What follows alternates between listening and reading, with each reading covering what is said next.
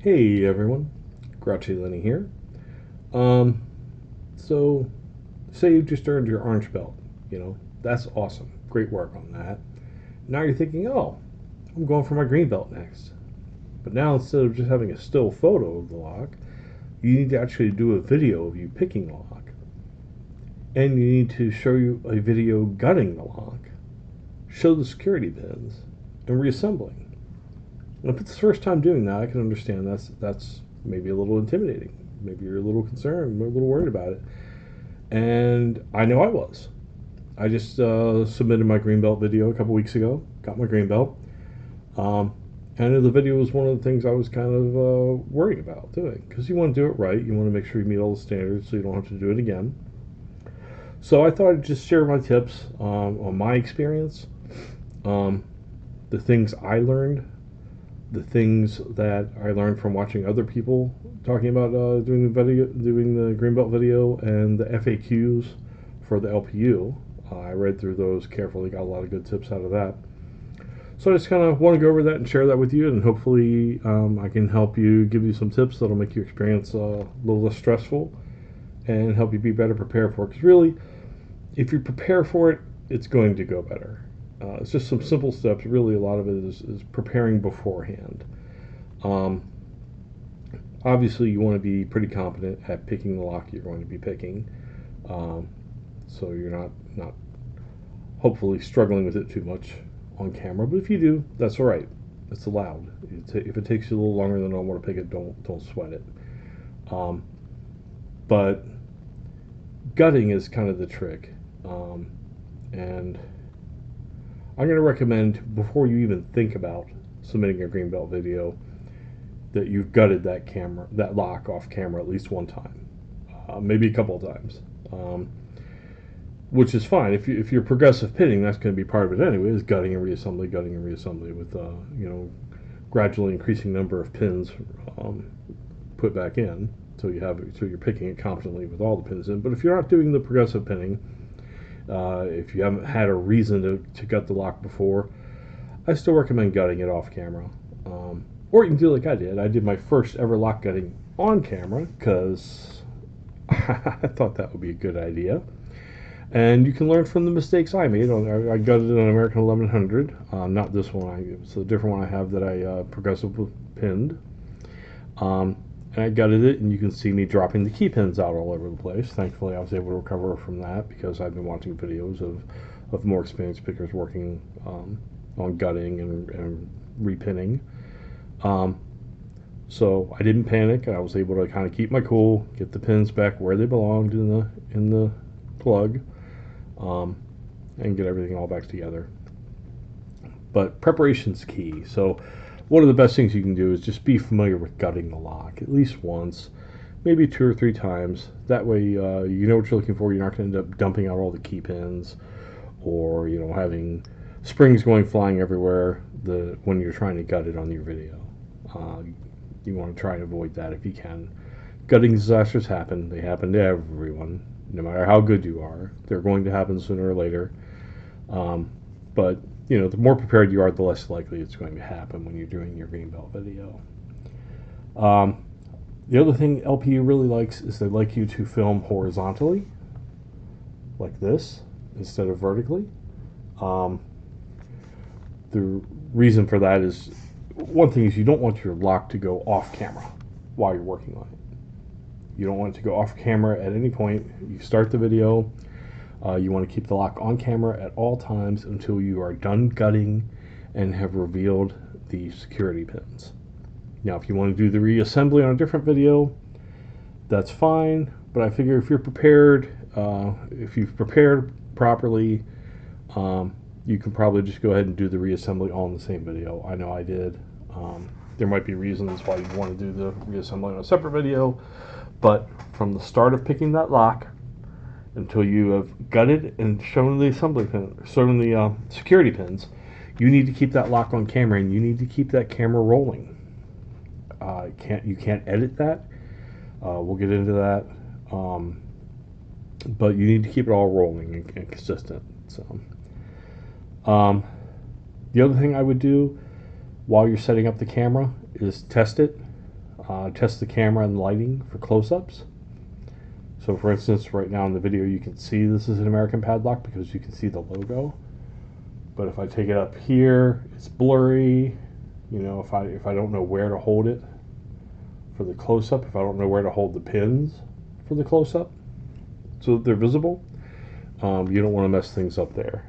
So while you're setting up your camera, again, horizontally, and go ahead and test the lighting and stuff. Make sure when you need to go in for a close-up, you do it right. Because that's something I did not do on mine, and I had to kind of struggle, and I had daylight coming in the window, which makes the lighting different than now. So I was tilting things at the wrong angle to show the logo and show the pins. So learn from my mistake. Film horizontally, test the camera and lighting before you start filming. Talking. I talk just because I talk. That's me. It's not required. You do not need to narrate your lock picking. You do not need to comment on it. All they want to do is see the picking happen. They don't care if you're narrating it or not. They don't care if you're giving points. All these mods are extremely skilled and knowledgeable pickers, and they'll be able to tell from watching what's going on. So up to you if you want to talk through it. It's not necessary if you feel more comfortable just being silent, focusing, paying attention, not having to worry about thinking about what you're saying. Just don't. It's not necessary. Again, keep the lock in frame. I can't stress this enough. I actually did 2 Greenbelt videos subsequently. I came in and did one, and I was so happy. I picked it and started gutting it on camera. And then when I had the cylinder out, I was looking at it, and I did this. Just right off the edge of the camera. I didn't even notice I did it until afterwards when I was watching the video before I posted it. And then later, I had the security pins out in my tray, and I couldn't tell. I was looking at the key pins, and I just kind of got curious as to the direction one of them was facing. It was kind of a shorter pin, and I leaned in, and I use an overhead camera, and I leaned in my forehead. My big balding forehead and my glasses were visible right here, right in front of the camera, and obscuring everything I was working on, which again is a big no-no. It all needs to be visible, so keep it visible. That's the best tip I can give you there. Make sure you have some decent lighting. Again, test the lighting, test your focus, everything before you start filming. Now, the other thing I can give you, I have a nice, lovely pinning tray from Lockjaw Manufacturing. I get it. Not everyone has these. It's a luxury that I purchased. If you don't have one, I do recommend get a tray. Get a baking tray. Get something with raised edges. A baking tray, a cafeteria tray, or something along those lines to help keep it, because parts are going to fall sometimes. Parts will go out, and they're going to want to get away from you, and you want to keep it on the tray so you're not crawling all over the floor during your video trying to find a spring. If it's a harder plastic tray, this is nice. This is PVC, so things don't bounce too much on here. The little pins and stuff might bounce a little, but they tend to stay within these raised edges when I drop them. They get trapped somewhere in here. If you're going to be using something like a cafeteria tray or a baking tray, something in metal or plastic that's hard, where things might bounce, maybe get some paper towels and line the bottom with paper towels so you have kind of a little texture on there to trap the small parts in, and something that will kind of absorb the impact and not, allow things to go bouncing wildly off of your table and causing you an inconvenience during filming. Otherwise, the best thing I can tell you is keep everything within arm's reach. Everything you will need for that video, make sure it is there in arm's reach before you do the video. Chefs call this mise en place, which means, I believe it translates to everything in its place or things in their place. Have all your tools. Have your lock, have your vise, If you're using a vise, have your vise there and ready to go, and then have somewhere to move it to get it out of frame. Also, don't let your cats jump up on camera and block the lock. I had to worry about that with this one, but she actually behaved really well while I was working on mine. But have everything in its place. When that lock pops, what are you going to need? You know, when you open it, when you get to open, what are you going to need? You're going to need a screwdriver or an Allen wrench, whatever you need to start the gunning, to start disassembling the lock. Make sure that's here. Make sure it's somewhere nearby. I have a C-clip remover. So once I get the cylinder out, I can remove the C-clip. Plug follower, shim. You know, I know a lot of people were like, oh, you don't need a shim, you don't need a shim. If you're doing a belt video, use a shim. You know, better safe than sorry. You can, you know, you can raw dog it all you want when you're fooling around or whatever, but I'm going to recommend you have a shim just to make sure things go as smoothly as possible when you're doing it. The plug follower, your pinning tweezers, keep those nearby. If you have a plug holder or a body holder for the lock or whatever, have those. I don't. I just use the ridges here and lean mine in there. I may regret that one day, and I should probably go ahead and just buy a plug holder. And I probably will in the near future, to be honest. But have all those tools. Have your pinning tray. Have it nearby. And ideally, a pinning tray that you can either move up to the camera, or if you're going to be using a more or less mobile pinning tray, make sure that you are ready to bring your camera down to it. That if you have cords on the camera or whatever, if you have a charging cable on your phone, whatever you're using to record the video, make sure you've got enough leeway you can bring it down safely and not like have the cable snag on something and then you drop it and lose shot of everything. Just make sure everything's in its place and ready to go. That everything's handy. That's going to help keep things go as smooth as possible for you. Other tips, they ask that you do not film it as a short. Film it as a regular YouTube video. There's a couple reasons. The big reason is, and we'll get to this at the end, is you can put timestamps on a regular YouTube video. And they can go forward and back, they can rewind or fast forward as they need to on a regular YouTube video. They can't do that on shorts. And you got to realize all these LPU people, they're volunteers. They're doing this out of the goodness of their hearts. They're spending their time and energy and focus to help, give us the belt system as something fun, something we can enjoy. So be nice to them. Make it as easy as possible for them to review the videos as quickly as possible so that it's not taking their time, because it might take you 15, 20, 25 minutes to do a full picking and gutting video. And, you don't want to take up 25 minutes of their time when really they just need to see maybe like 4 or 5 minutes of key footage in there to ensure that it happened. And they need to review it and just, they can drag through forward and backward just to make sure everything is legit. So don't film as a short, and also as such, as everything needs to stay on camera, don't throw in any fancy graphics or text or anything that's going to obscure the screen or obscure parts of the screen. Don't do any transitions, fancy graphics, none of that. The other thing is, don't change the lighting. If anything kind of goes too dim or whatever, it might look like an edit. Might look like you're doing a cut and editing. And if that might be a concern for you, maybe there's something you can't control about the lighting. One thing they recommended on the LPU's FAQ is you can, let's see, throw a timer on there. Whoops, why is it, there we go. Throw a timer on there somewhere on the screen where they'll be able to see it, where you're not going to block it, and they can see the constant flow of time there. They know there's been no edits. There's graphical evidence that you have not edited it, that any kind of fluctuation of lights or whatever is just a matter of your environment. Here's what I generally do, and what I would recommend doing. Start the video. Show the lock, make it obvious it is, what you say it is. It's an American Lock 1100 series. Show anything that identifies the lock. You can show the key embedding if you want. I don't know that they require it, but I also like to throw the key in there and just pop it. Just show them, hey, this is a working lock. I opened it and now it's back in closed position and it's ready to go for picking. Um, once you get your open,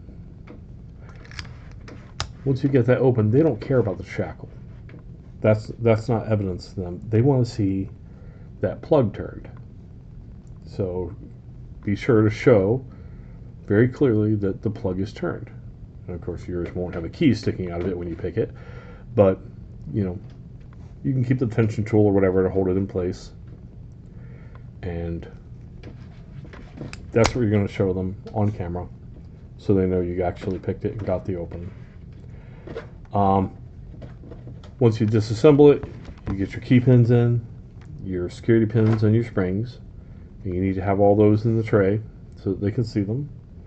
Give them a good close-up on that, so they can see, yes, those are spool pins, yes, those are serrated or whatever. That's not just standard pins like a lower security lock would have. And that's just kind of the best advice I can give you for the filming. There's one more thing that's real important I think you should do, and they will appreciate this, is you will go back in after you upload the video to YouTube, kind of skim through the video on your own after you've uploaded it, go back to it to watch it, kind of skim through it on your own, write down the important moments, write down when you show off the lock, write down when you get the open, and subtract a few seconds too. So if it's like 1 minute and 10 seconds is where you get the opening, note, write down 108 open. Show when you begin the gutting. Show when, put a timestamp for when you begin the gutting. Put a timestamp for when you show the security pins. Put a timestamp for when you begin the reassembly. And put a timestamp for at the end after you've reassembled it. I always like to reassemble it and then, show that I've reassembled it correctly and that it functions. Put a timestamp for that. Again, they're volunteers. Don't waste their time. If you don't know how to put a timestamp in, you just write down all those important moments, write down the time that all those important things happen. Say, 1 minute and 8 seconds I get the open, 1 minute and 30 seconds I begin gutting, 2 minutes and 45 seconds I show the security pins, 3 minutes and 10 seconds. These are very short times. I don't think anyone's doing it this fast, but I know I certainly am not. But just write down those key moments. Then you go back and edit the video. And in the description, all you need to do is just type in 1:08 space picking begins, whatever you want to call it, for those key moments. 2:15 space open, lock opens. But just denote it in there, and that way they can go in and review it faster. You're going to save their time, and they'll certainly appreciate it. And do that before you post the belt request on Discord or Reddit. But anyway, that's the best tips I can give you for what I came up with when I was working on mine. If you want to see, I've recorded, go look at my videos. If I remember, I'll put a link to them in this video, but my first gutting on camera, so you can see what it looked like when I had some gutting disasters the first time I gutted. And I gutted multiple times before I went for my green belt video, because I progressively pinned that lock, so I gutted another 3 times before I even tried the green belt video. My first green belt video. And my first green belt video was a disaster, like I said. I got the lock open, everything was going great, and then I pulled the lock off camera. I obscured the lock with my forehead when I was filming. Go watch that video if you want. If you want to see me screwing up, if that makes you feel better. You don't need to. I mean, I've told you everything that happens in it, but yeah, learn from my mistakes. I'd like to see this go as smoothly as possible for you. I know a lot of people are intimidated by some of the steps you have to do in the belt process, and you shouldn't be. Don't, it's not life or death here, guys. Have fun with it. A little bit of preparation goes a long way. And just know that, every single person you're watching, all these amazingly talented pickers that you might be watching, they've all had things go wrong. They've all had things go sideways. So, don't get too intimidated by it. Have fun with it. But I hope it goes as smooth as possible. Hopefully you found this helpful. Um, Good luck with it. Looking forward to more of you getting green belts, blue belts, moving on up the ranks. And y'all keep picking and grinning. Bye.